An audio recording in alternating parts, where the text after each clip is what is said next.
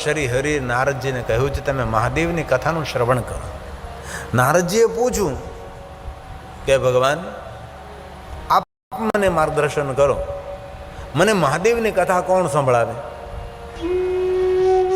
ત્યારે ભગવાન વિષ્ણુજી નારદજીને કહે છે કે નારદ, મહાદેવની કથા સાંભળવા માટે તમે બ્રહ્મલોકમાં જાઓ અને તમારા પિતા બ્રહ્માજી તમને મહાદેવની કથા કહેશે અને આપના પિતા બ્રહ્માજીની સામે જઈને તમે જિજ્ઞાસા ભાવ પ્રગટ કરજો કે મને મહાદેવની કથા સાંભળવી છે. બ્રહ્માજી તમે મને શંકર ભગવાનની કથા સંભળાવો. ભગવાન વિષ્ણુજીએ નારદજીને સુંદર માર્ગદર્શન પૂરું પાડ્યું છે અને નારદજી ભગવાન વિષ્ણુના સાનિધ્યને છોડી ભગવાન વિષ્ણુજીને પ્રણામ કરી વિષ્ણુ ભગવાન પાસેથી સુંદર કથા કથન શ્રવણ કરી અને નારદજી બ્રહ્મલોકમાં આવે છે. બ્રહ્માજી સુંદર ઊંચા આસન ઉપર બિરાજમાન છે. નારદજી આવીને બ્રહ્માજીને પ્રણામ કરે છે. પિતા બ્રહ્માજીને સાષ્ટાંગ પ્રણામ કરે છે. પિતા બ્રહ્માજીને નારદજી દંડવત પ્રણામ કરે છે અને દંડવત પ્રણામ કરી નારદજી પોતાના પિતા બ્રહ્માજીની સુંદર પરિક્રમા કરે છે અને પરિક્રમા કરીને ફરી પાછા પ્રણામ કરે છે, ફરી પાછા સાષ્ટાંગ પ્રણામ કરે છે. નારદજી ફરી પાછા દંડવત પ્રણામ કરે છે. નત મસ્તક બે હાથ જોડી નારદજી સુંદર બ્રહ્માજીની સ્તુતિ કરે છે. પુત્રનો પિતા સાથેનો વ્યવહાર કેવો હોવો જોઈએ એ નારદજી શીખવાડે છે. આપણા વડીલો સાથે આપણો શિષ્ટાચાર કેવો હોવો જોઈએ એની આપણને સભાનતા હોય છે. આજે સમાજની અંદર ઘણો બધો અભાવ દેખાય છે.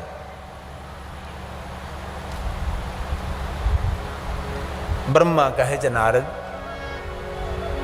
આપનું આગમન બ્રહ્મલોકની અંદર, નારદજી કોઈ પ્રયોજન, કોઈ આયોજન? નારદજી મૃદુ સ્વરે કહે છે, હે પિતા બ્રહ્મા, ભગવાન વિષ્ણુજીએ મને કહ્યું છે કે તમે પિતા બ્રહ્મા પાસે જાઓ અને બ્રહ્માજી તમને મહાદેવની કથા સંભળાવે. તેથી હું આપની પાસે ભગવાન મહાદેવની કથાનું શ્રવણ કરવા માટે આવ્યો છું. તમે મને શંકર ભગવાનની કથા કહો. બ્રહ્માજી પોતાના આસન ઉપરથી ઊભા થઈ જાય છે અને બ્રહ્માજી ઊભા થઈને પોતાના પુત્ર નારદને પગે લાગે છે. ત્યારે નારદના મનમાં સંશય થયો કે અરે પિતાજી, હું તમારો પુત્ર છું, પુત્ર પિતાને પગે લાગે એ તો વ્યવહાર છે આપણો, એ તો શિષ્ટાચાર વિવેક છે. અને તમે મારા પિતા, હું તમારો પુત્ર, મને શા માટે પગે લાગો છો, મને શા માટે પ્રણામ કરો છો? નારદના મનમાં સંશય થયો છે. ત્યારે બ્રહ્માજી નારદના સંશયને દૂર કરે છે. બ્રહ્મા સ્વયં કહે છે, નારદજી, તમે તો મુનિઓમાં શ્રેષ્ઠ છો, ભગવાનના ભક્ત છો, તીર્થોમાં વિચરણ કરનારા. હું જાણું છું તમે મારા પુત્ર છો, હું તમને પ્રણામ કરું છું, તમારા મનમાં સંશય થયો છે. પણ સાંભળો નારદજી, દુનિયાનો કોઈ પણ મનુષ્ય હોય, જે મનુષ્ય એક પણ પાપ છોડ્યું નથી, નકારાત્મક વૃત્તિ, નકારાત્મક પ્રવૃત્તિ જેની છે, એવા માણસના મુખમાંથી પણ શબ્દ નીકળે કે મારે મહાદેવની કથા સાંભળવી છે, એ પાપી માણસ પણ પ્રણામ કરવાને યોગ્ય બને છે. મુખમાંથી શબ્દો પ્રગટ થવા, ખાલી બોલવામાં આવે કે મને મહાદેવની કથા સાંભળવી છે, એ પાપી માણસ પણ પ્રણમ્ય બને છે. આ ભગવાન મહાદેવની કથાનો મહિમા છે નારદ. તેથી તમે મારા દીકરા છો, તમે મારા પુત્ર છો, પણ તમારા મુખમાંથી શબ્દ સરી પડ્યો કે મને મહાદેવની કથા સાંભળવી છે, તેથી તમે મારા માટે પ્રણમ્ય છો. વક્તા માટે શ્રોતા રુદ્રા એવ નઃ સંશય. કોઈ પણ વક્તા હોય તેના માટે કથા સાંભળનાર શ્રોતાઓ, તેના માટે શંકર ભગવાનના સ્વરૂપો છે. એ મહાપુરુષોનું મંતવ્ય છે કે જે કથા સાંભળે છે કોઈ સામાન્ય જીવો નથી. જે કથા સાંભળે છે સાક્ષાત રુદ્ર સ્વરૂપ છે, સાક્ષાત મહાદેવના સ્વરૂપો છે. આ મંતવ્ય કોનું છે? મહાપુરુષોનું મંતવ્ય છે. જે કોઈ ભગવાન મહાદેવની કથા સાંભળે છે, પછી કોઈ પણ જાતિના હોય, કોઈ પણ જ્ઞાતિના હોય, કોઈ પણ વર્ણના હોય, કોઈ પણ દેશના હોય, કોઈ પણ વેશના હોય, કોઈ પણ મનુષ્ય જે મહાદેવની કથાનું શ્રવણ કરે છે, આ કથા સાંભળનારનો મહિમા છે. અને શિવ મહાપ્રદ ગ્રંથના પ્રારંભનો શ્લોક છે, યે શૃણવંતી મુનિશ્રેષ્ઠ. હે શ્રેષ્ઠ મહાત્માઓ, શૃણવંતી, એ મહાત્માઓ તમે સાંભળો. કથા સાંભળનારનો કેટલો મહિમા છે. જો કથા કહેનારનો મહિમા નહીં, કથા સાંભળનારનો મહિમા છે ને. શૃણવંતુ, ये शृण्वन्ति मुनिसेवं पुराणं शास्त्रमुत्तमम् ઉત્તમ શાસ્ત્ર, પુરાણોમાં ઉત્તમમાં ઉત્તમ પુરાણ. અને મંતવ્ય કોનું? કોઈ સામાન્ય મનુષ્યનું મંતવ્ય નથી, મહાપુરુષોનું મંતવ્ય છે. શુણવંતુ, તમે સાંભળો, ધ્યાનપૂર્વક સાંભળો. પહેલા તમે કહે શુણવંતુ, તમે સાંભળો જરા. એ શુણવંતુ ये शृण्वन्ति मुनिसेवं पुराणं शास्त्रमुत्तमम् ते मनुष्यान् मंतव्या કેવું મંતવ્ય છે? रुद्रायेव न इसमें કોઈ संशय સંશય નહીં. रुद्रायेव न संशय એમાં કોઈ સંશય નહીં ભાઈ. હે? સાક્ષાત રુદ્ર તુલ્ય છે. તેથી નારદજી, તમે ભગવાન મહાદેવની કથાનું શ્રવણ કરવા આવ્યા છો. બિરાજો નારદ, તમે મારા માટે રુદ્ર તુલ્ય છો. તમે ભગવાન શંકરજીની કથાનું શ્રવણ કરવા માટે આવ્યા છો.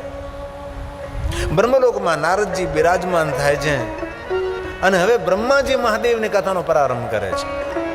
હવે બ્રહ્મલોકમાં શંકર ભગવાનની કથાનો પ્રારંભ થાય છે. પ્રયાગ તીર્થમાં ભગવાન મહાદેવની કથા સૂત પુરાણજી કહે છે. હવે બ્રહ્મલોકમાં સ્વયં બ્રહ્માજી નારદજીને કહે છે કે નારદજી સાંભળો, તમે આદરપૂર્વક સાંભળો. શા માટે હું તમને કથા કહું? લોકાનામ હિત કામ્યા, જગત હિત માટે, લોક હિત માટે, માનવ માત્રના કલ્યાણ માટે હું તમને ભગવાન મહાદેવની કથા કહીશ. જગત ઉપર ઉપકાર કરવા માટે હું શંકર ભગવાનની કથા કહીશ. કથા શા માટે? જગત હિત માટે, લોક હિત માટે, સૌના સુખ માટે.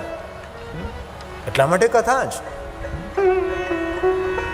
બ્રહ્મા નારદને કહે છે, નારદ હે સાધુ, આદરથી કથાનું શ્રવણ કરો. હવે હું તમને શંકર ભગવાનની કથા કહું છું. અને બ્રહ્મલોકમાં હવે બ્રહ્માજી દ્વારા મહાદેવની કથાનું મંગલાચરણ થાય છે અને બ્રહ્માજી દ્વારા શંકર ભગવાનની કથા કહેવાય છે. હવે બ્રહ્માજી બોલે છે, નારદજી કથાનું શ્રવણ કરશે. અને આ શબ્દો બ્રહ્માના મુખના છે. હે નારદ, હે સાધુ, હે સાધુ, भो ब्रह्मन् साधो पृष्टो હે સાધુ, હે સાધુ, સાંભળો.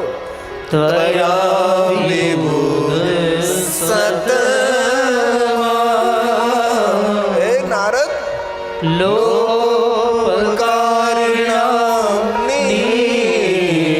જગત ઉપર ઉપકાર કરવા માટે, જગત હિત માટે, लोकानां हितकाम्या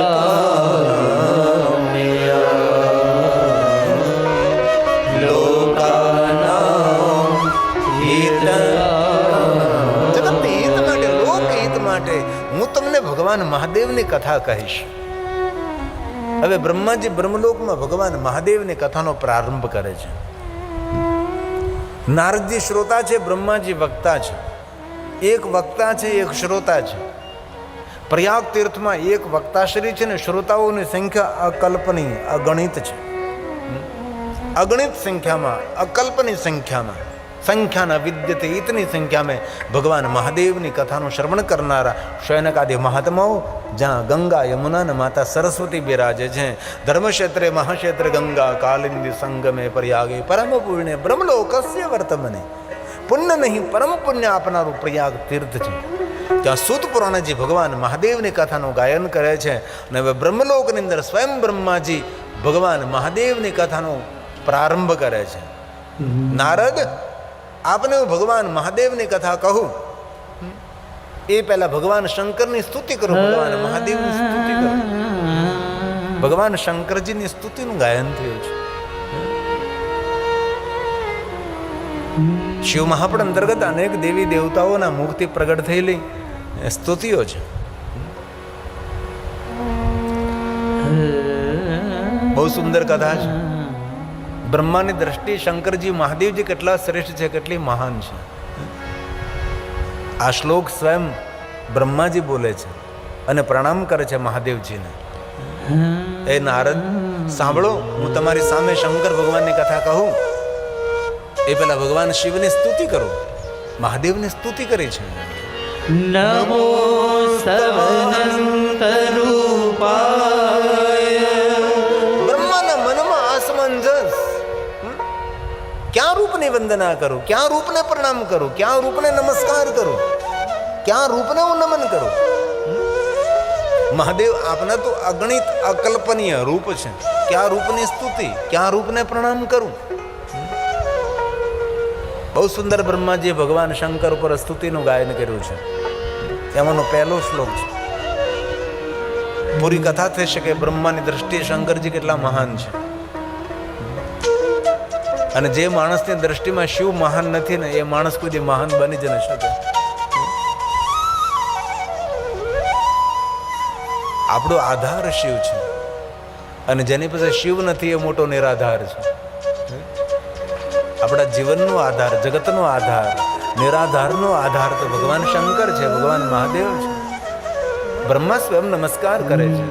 એ નારદ સાંભળો, તમે શિવની સ્તુતિ કરું છું. નમો સવનંતરૂપાય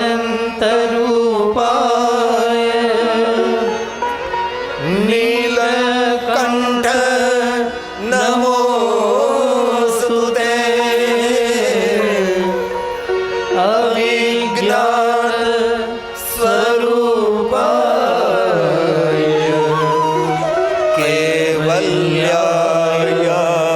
મૃતાય ચ કેવલ્યાય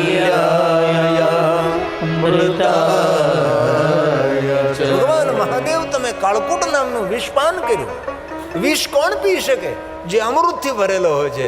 ભગવાન મહાદેવ તમે અમૃતનું સ્વરૂપ હોવાને કારણે તમે વિષપાન કર્યું છે. એવા અવિજ્ઞાત રૂપને હું પ્રણામ કરું છું. ભગવાન શંકરજી, દરેક રૂપોનું મેં દર્શન કર્યું છે, પણ દરેક રૂપોની અંદર મારું કોઈ સ્વરૂપ હોય તો નીલકંઠ મહાદેવ. ભગવાન મહાદેવ તમે કંઠમાં વિષ રાખ્યું છે. નીલકંઠ નામે તમે જગતની અંદર પ્રસિદ્ધ થયા. ભગવાન હું પ્રણામ કરું છું. નાંતમ દેવા વિજાનંતી. કોઈ દેવતાઓ પણ તમારા મૂળ રૂપને જાણતા નથી. આ બ્રહ્મા બોલે છે. કોઈ દેવતાઓ પણ શંકર ભગવાનના મૂળ રૂપને જાણતું નથી. તો આપણે કળયુગમાં રહેનારા માણસો ભગવાન શિવજીના મૂળ રૂપને કેવી રીતે જાણી શકે? બ્રહ્માજી જો ઊંચા હાથ કરીને કહેતા હોય કે કોઈ દેવતા નથી જાણતા, હું નથી જાણતો, તો આપણે તો કઈ રીતે જાણી શકીએ છીએ? આ શબ્દ પ્રસાદ બ્રહ્માજીનો છે. નાંતમ દેવા વિજાનંતિ. કોઈ નથી જાણતું, કોઈ નહીં. બસ નમસ્કાર કરીએ છીએ. યસ્ય તસ્મૈ નમો નમઃ. વારંવાર નમો નમઃ. યં ન વાચઃ પ્રશંસન. મારી વાણી તમારી પ્રશંસા કઈ રીતે કરી શકે? મારી વાણી તમારી પ્રશંસા ન કરી શકે. હું નમસ્કાર કરું છું. નમસ્તસ્મૈ ચિદાત્મને.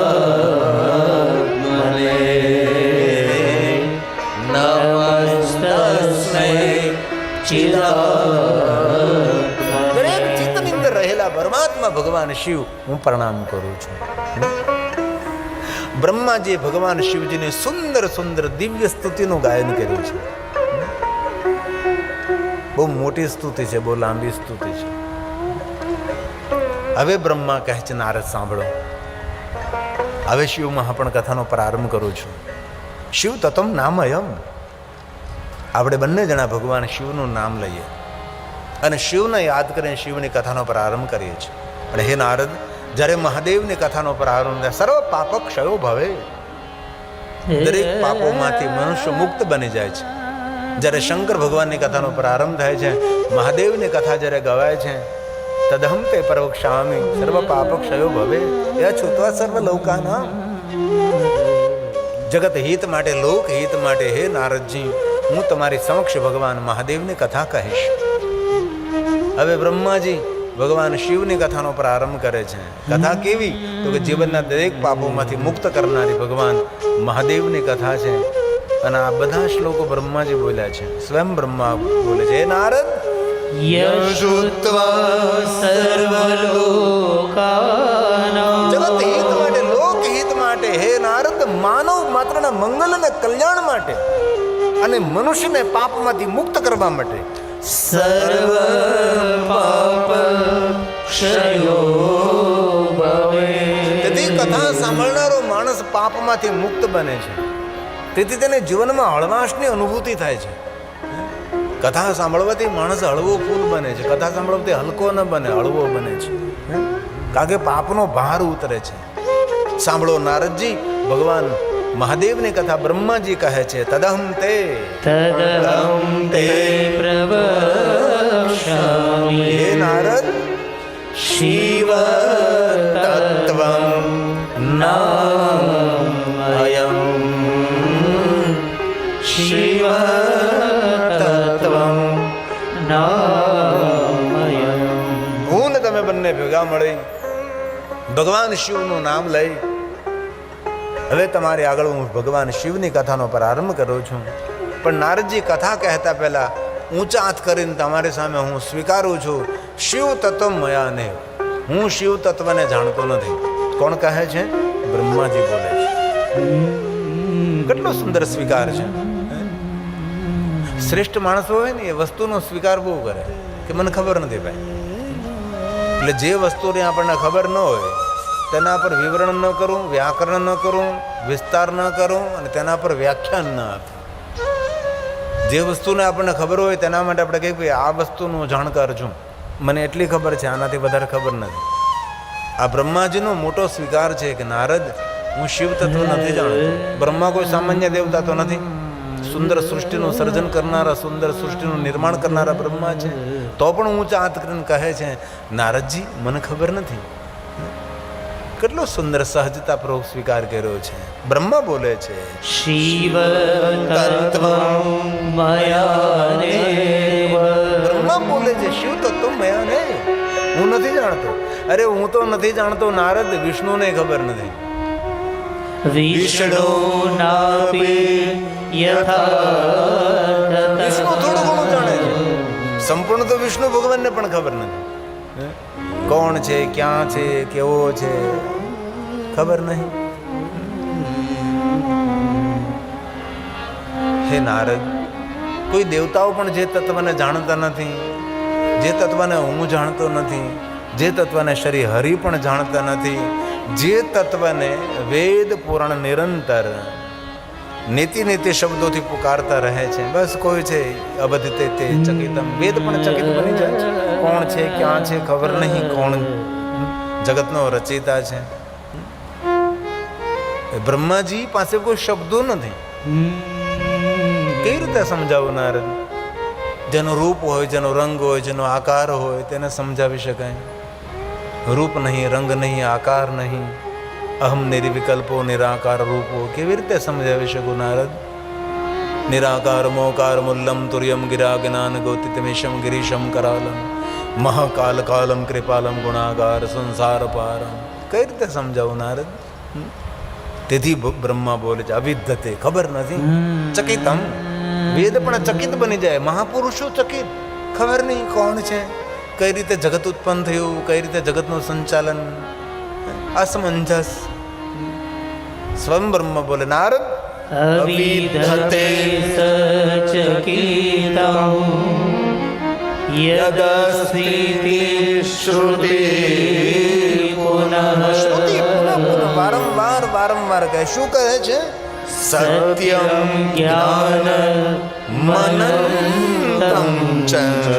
કોઈ છે, કોણ છે? પરમાનંદમ પરમ મયમ પરમાનંદમ પરમ મયમ. કોઈ પરમ આનંદ સ્વરૂપ, જે જગતનું સર્જન કરનારા, જે જગતની સુરક્ષા અને રક્ષા કરનારા, જગતનો પ્રારંભ પણ ત્યાંથી થાય છે, જગતનું સંચાલન વ્યવસ્થા પણ ત્યાંથી થાય છે, અને અંતે જગતની રક્ષા અને જગતનો લય પણ તે જ કરે છે.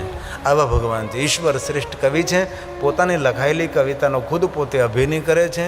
એ જ આ પ્રકૃતિ છે, એ જ આ દુનિયા છે. કથા તો ઓઠના પડદાઓને ખોલીને વાણીના દ્રશ્યો ભજવવાની વાત છે. અનુભૂતિ તો એક વિષય અલગ હોય છે.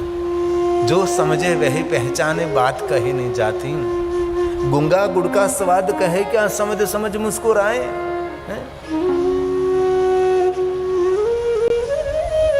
ઈશ્વર અનુભૂતિનો વિષય છે નારદ. કઈ રીતે હું તમને સમજાવી શકું? જે તત્વને વેદ પુરાણ નેતિ નેતિ નેતિ શબ્દોથી પુકારતા હોય છે. આપણે ગુજરાતી લોકો એક શિવ સ્તુતિમાં પંક્તિ રોજ માટે ગાતા હોય છે, આપણે ગાઈ નાખીએ છીએ. તે તરફ આપણે ધ્યાન કેન્દ્રિત નથી કરતા કે કઈ વસ્તુની વાત, કેટલી ગહન પંક્તિ છે. તે શંકરદાન ગઢવી બાપુએ ગાય છે, શંકરદાન ગઢવીનું ગાયેલું છે. એમને શંકર ભગવાનની સામે અરજ કરી હતી, એવી પલે, એવા મુહૂર્તે, એવા હૃદયના ભાવથી ગાયો હતી કે તે સ્તુતિ અમરત્વને પ્રાપ્ત થઈ. બધું લખાયેલું અમરત્વને પ્રાપ્ત થતું નથી, બધું ગવાયેલું અમરત્વને પ્રાપ્ત થતું નથી. અમુક યોગે, અમુક ક્ષણે, અમુક ભાવથી ગવાયેલું એ બહુ લોક હૃદય સુધી પહોંચી શકે છે. અને શંકરદાન ગઢવી બાપુની ગાયેલી સ્તુતિ ઘર ઘર, ગુજરાતી ગુજરાતી સુધી પહોંચે છે. એમાંની આ એક પંક્તિ છે, આપણે રોજ બોલતા હોય છે. નેતિ નેતિ જા વેદ કહે છે. કેટલી ગહન પંક્તિ છે આ. આપણે શિવાલયમાં બેઠા બેઠા ગાઈએ, સત્સંગમાં ગાઈએ, ભજનમાં ગાઈએ, પણ ગાઈ નાખીએ ને સાંભળે નાખીએ. પણ કેટલો મોટો સંકેત છે, કેટલો મોટો ઈશારો છે આ. गुप्त ज्ञान गति न पहुंचे बानी की क्या गुंजाइश है. नेति नेति वेद पुकारे, नीति के अजब निशाने हैं. नहीं मिलती है कोई बात वेदांत में, लेकिन जो समझे वह ही पहचाने. बात कही नहीं जाती. गुंगा गुड़ का स्वाद कहे क्या? समझ समझ मुस्कुराए. જેને જેને અનુભૂતિ થઈ છે તેના મુખ ઉપર પ્રસન્નતા હોય છે, તેના મુખ ઉપર હાસ્ય હોય છે, હાસ્ય હોય છે.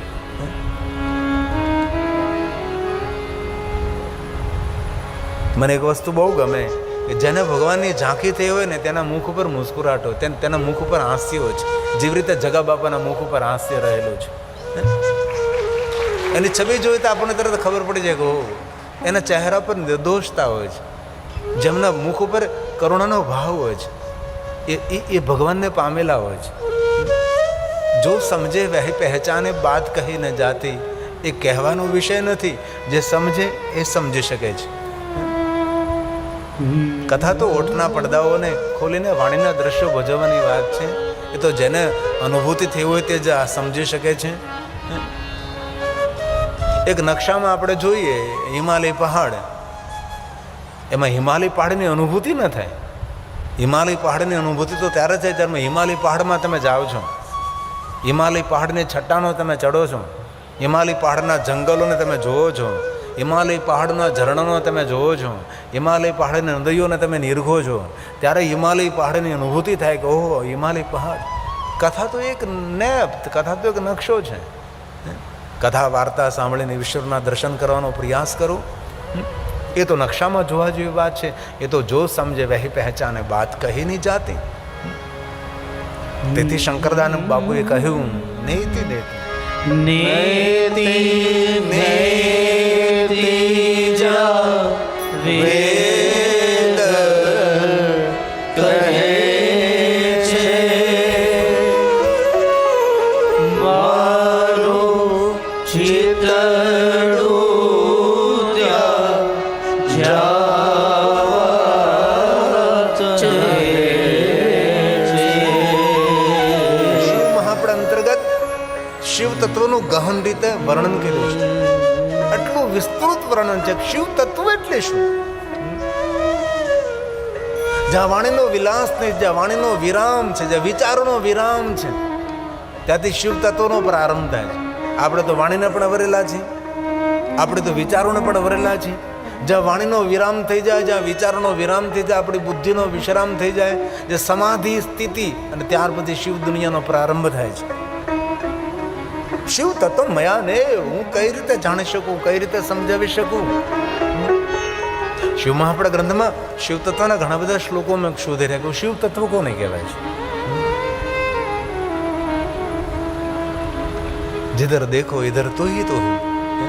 ગગનમાં તો અગનમાં તો આકાશમાં તો પ્રકાશમાં તો સરિતામાં તો સાગરમાં તો પેડમાં તો પહાડમાં તો જીવમાં તો જંતુમાં તો માનવમાં તો દાનવમાં દેવમાં તો પરમાત્મા તો ક્યાં નથી. જ્યાં જ્યાં નજર મારી ફરે છે, યાદી ભરી છે આપની ખૂનીના ખંજરોમાં તું છે. કઈ રીતે સમજાવી શકીએ, કઈ રીતે સમજાવી શકીએ છીએ? ને જેને શિવ તત્વનું જ્ઞાન થાય ને એ આ દુનિયામાં રહે જ નહીં. તે માણસ આ જગતની વચ્ચે રહી જ ન શકે. એ સોશિયલ મીડિયામાં જોવા ન મળે. જે કથા વાર્તાઓ કરતા હોય તે સોશિયલ મીડિયામાં જોવા મળે. જેને તત્વનું જ્ઞાન થયું નહીં તો અલગારી હોય છે, એ દુનિયાથી અલગ હોય છે, તેનું જીવનશૈલી નિરાલી હોય છે, સબસે જુદી હોય છે. શિવ મહાપડ ગ્રંથમાં દરેક ઋષિમુનિઓએ શિવ તત્વનું વર્ણન કર્યું. શિવ તત્વ એટલે શું? પણ શંકરદાસ બાપુના શબ્દો છે.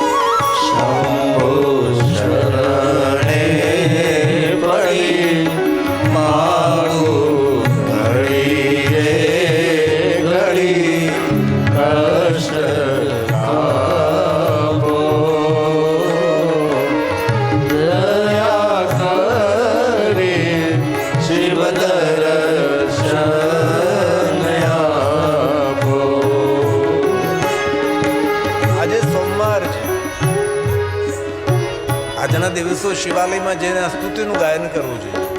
ભલે આપણને કોઈ કઠિન મંત્ર સ્તોત્ર ન આવડે, આપણે કોઈ પાઠશાળામાં ભણવા પણ ન ગયા હોય, પણ સરળતાથી ભરેલા શબ્દો અને આ સ્તુતિ હર ગુજરાતી ગાતો હોય છે. કોઈ પણ દેશ વિદેશમાં પરદેશમાં રહેતો દરેક ગુજરાતીને સ્તુતિ કંઠસ્થ હોય છે. સોમવાર સ્વયં ભગવાન શિવનું રૂપ છે. આ શાંતિ આપનારો સોમવાર છે. સોમવારના દિવસે વિશેષ પ્રકારે શ્વેત વસ્ત્રો ધારણ કરવું. શિવ ઉપાસનામાં શ્વેત વસ્ત્રોની બહુ મહિમા છે, જે સતોગુણી ઉપાસના છે. શ્વેત પુષ્પ મહાદેવને ચડાવવા, શ્વેત નૈવેદ્ય મહાદેવને અર્પણ કરવું, શ્વેત ભસ્મથી શંકર ભગવાનને ત્રિપુંડ કરવું. સોમવાર શાંતિ આપનારો છે, સોમવાર સુમતિ આપનારો છે. તેથી અનેક ભાઈઓ બહેનો સોમવારના વ્રતો કરતા હોય છે. અને દરેક માણસે સોમવાર કરવું જોઈએ. સોમવાસરે નિશી ભોજન. સોમવારનો મહિમા શિવ મહાપણા ગ્રંથમાં એવો છે કે પૂરો દિવસ નિરાહાર રહેવું, જીતેન્દ્રિય રહેવું અને ભગવાન શિવનું સાંજે દર્શન કરી અને તેને ભોજન કરવું. નિશી ભોજન. રાત્રિના સમયે સંધ્યા સમયે શિવનું દર્શન થયા બાદ સંધ્યા વીતી ગયા પછી તેને અલ્પાહાર કરવો. તેથી ઘણા ભાઈઓ બહેનો સોમવારનું વ્રત કરતા હોય છે. અને આપણે આજે જગદેશ્વર મહાદેવના સાનિધ્યમાં બેસી અને ચારો તરફ વન બગડો છે ભાઈ. વને બાપી વનની અંદર, જંગલની અંદર શિવાલયના સાનિધ્યમાં બેસી ભગવાનની કથા સાંભળવાનો મહિમા અનેરો અનેરો હોય છે. અકલ્પનીય મહિમા હોય છે. આ દૂર દૂર જોઈએ તો કોઈ ગામે નથી. 3 ગામના તરભેટે વનબગડામાં બેઠા બેઠા, પણ વનબગડામાં દિવ્યતા એ જ ઊભી કરી શકે જે સાધુતાને ભરેલો હોય છે. આ જગા બાપાનું તપ બોલે છે, એમની સાધના બોલે છે. કેટલું દૂર દૂર, કેટલી સુવિધા વ્યવસ્થા.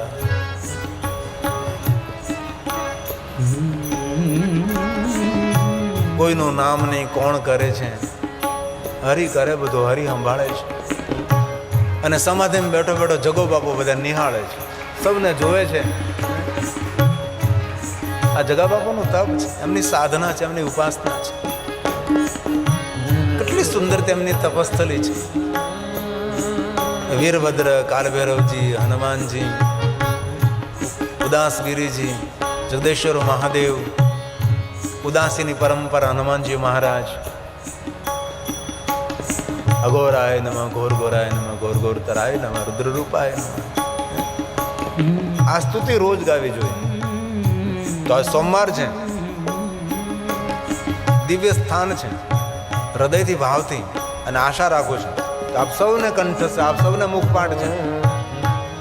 આપનો પણ સુંદર ધ્વનિ વાયુમંડળમાં મિશ્રિત થાય એવી અપેક્ષા અને આશા સાથે આપનો સુંદર અવાજ અહીંયા મંચ સુધી પહોંચે એવા પ્રયાસ સાથે શંભુ શરણે પડી.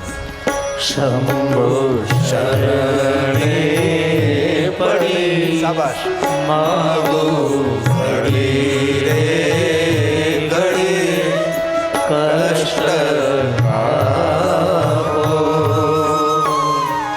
દયા કરી શિવ દર્શન આપો. બોલીએ સાથ મેં.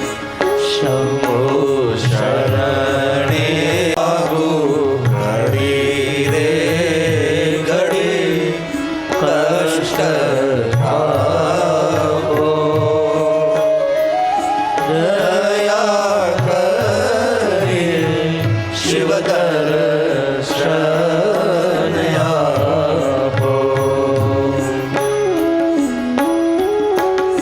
હે મહાદેવ, હે મહાદેવ.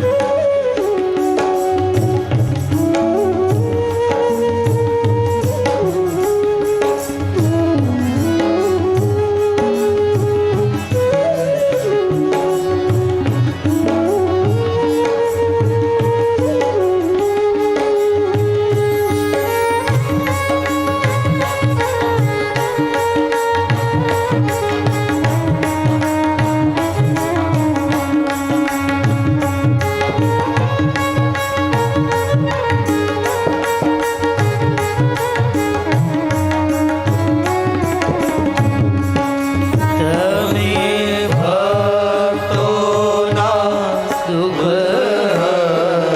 હરનારા, શુભ સૌનું સદા કરનારા. તમે ભક્તોના દુઃખ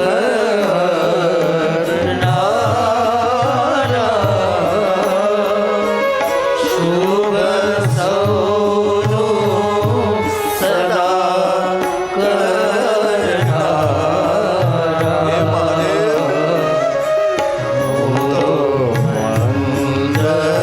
મંદમતી તમારી અકળ ગતિ દુઃખ કાપો. દયા કરી શિવ દર્શન આપો. શંભો શરણે પડી માગો ઘડી રે ઘડી કષ્ટ આપો. દયા કરી શિવ દર્શન આપો. પૂરી સ્તુતિ દિવ્યતાથી ભરેલી છે.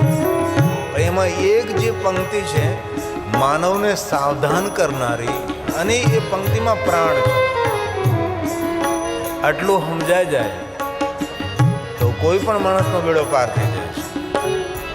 દરેક પંક્તિઓ દિવ્યતાથી ભરેલી. એમાં એક પંક્તિ માણસના હૃદયને સ્પર્શ કરનારી પંક્તિ છે. હું તો એકલ બંધ. હું તો એકલ પંથી પ્રવાસી. એકદમ સીધી વાત છે. અને આ કાંઈ નવું તો નથી, આપણે સૌ જાણીએ છીએ. આખી દુનિયા બોલતી હોય એકલો આવ્યો ને એકલો જવાનો. મજબૂરી છે, કોઈને સાથે લઈ જવાતા નથી. નગર ખટારો ભરીને સાથે લઈ જાય. આગે માણસના હાથમાં નથી લઈ જવા માટે. અગર આપણે કઈ મૂકીએ, હું એકલો શા માટે જાઉં? પણ ઈશ્વરની જે વ્યવસ્થા છે એ વ્યવસ્થામાં કોઈ માણસ ક્ષતિ ન કાઢી શકે, તેમાં ભૂલ ન કાઢી શકે. તેથી શેષ જીવનમાં કાંઈ વિશેષ કરીએ આપણે, ભલે આગલું જીવન જે કાંઈ ગયું તે પણ હવે જે આપણી પાસે અવસર છે, હવે જે સમય છે એ આપણા માટે સુવર્ણ સમય હોવો જોઈએ. અને આપણે સૌ ભણેલા ગણેલા ડાયા માણસો છે. જીવનમાં ગયેલું ફરી પાછું બધું મળી શકે છે, પણ જીવનનો ગયેલો સમય પાછો કોઈને મળતો નથી. તેથી જીવનમાં ટાઈમ મેનેજમેન્ટ બહુ મહત્ત્વની વસ્તુ છે.